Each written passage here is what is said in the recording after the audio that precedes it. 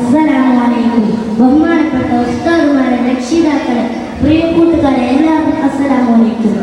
ഇന്നല്ലാഹ വ മലായികതു യുസല്ലൂന അലൻ നബി യാ അയ്യുഹല്ലസീന ആമനു സല്ലു അലൈഹി വസല്ലിമു തസ്ലീമാ.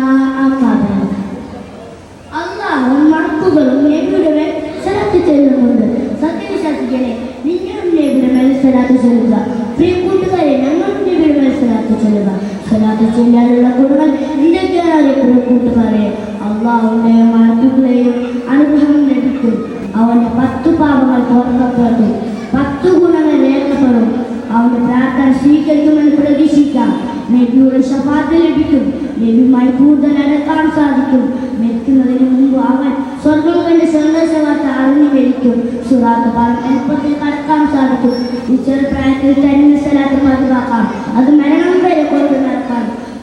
അത് കാരണം ഈ ലോകത്ത് വിജയിക്കാൻ സാധിക്കും. അല്ലാഹു അത്തരം ആളുകളിൽ ഉൾപ്പെടുത്തട്ടെ. ആമീൻ. അൽഹംദുലില്ലാഹി റബ്ബിൽ ആലമീൻ. അസ്സലാമു അലൈക്കും.